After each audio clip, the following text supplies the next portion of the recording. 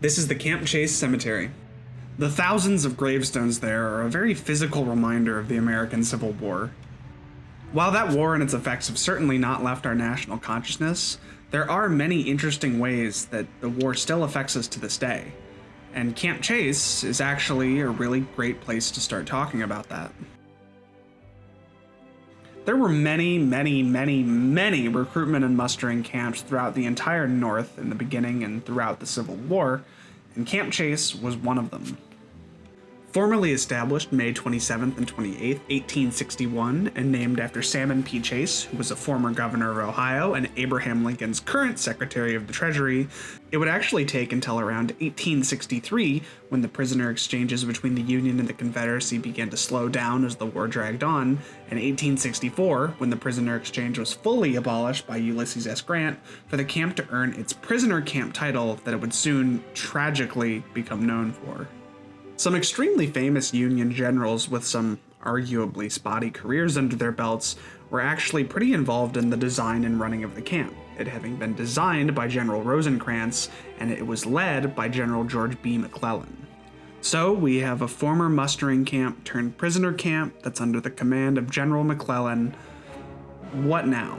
Well, I would say that the important part of Camp Chase isn't what makes it unique in the following events, but rather that it was startlingly common. Once it was a prisoner camp, Camp Chase suffered several bad smallpox epidemics that ended up killing hundreds and hundreds of the prisoners being interned at the camp.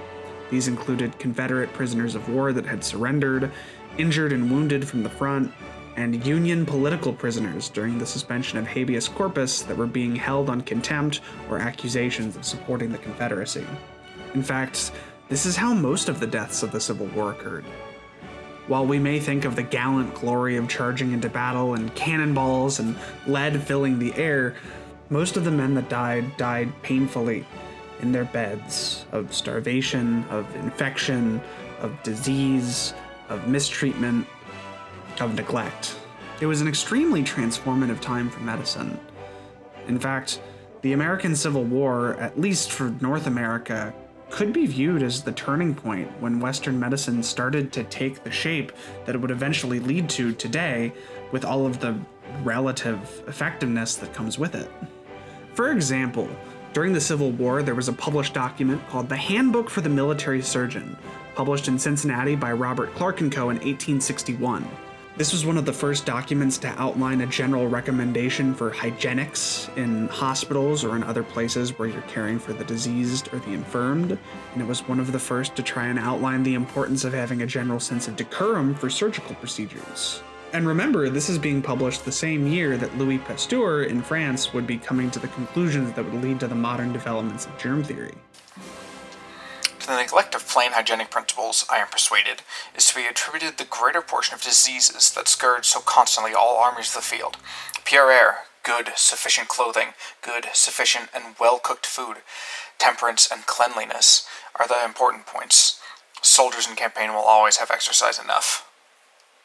Combating the spread of germs was something major that both sides had to contend with, and another major development on that front was the pavilion-style military hospital. This design of hospital, that's still used by pretty much every military around the world to this day, was developed by the Surgeon General of the time, William Hammond, who was actually put on leave and then dismissed in 1864 for his opposition to mercury being used as a medical treatment. Being one of the first to oppose mercury wasn't just some fluke of insight. Hammond considered the age that he was in to be the end of the, quote, medical Middle Ages, and he positioned himself as a forward thinker during his tenure as the Surgeon General for the Union.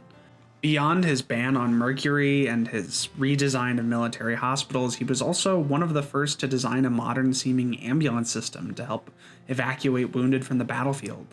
His expansion of medical administration probably saved countless lives throughout and after the war, and it was aided by other famous reformers in medicine such as Dorothea Dix.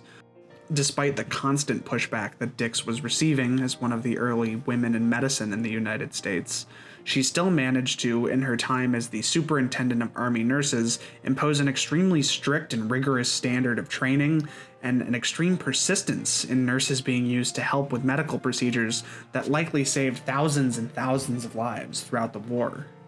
Even in one of the most climactic moments of the war, the Battle of Gettysburg, her nurses were there, on the ground, and they likely saved thousands of wounded from that battle alone.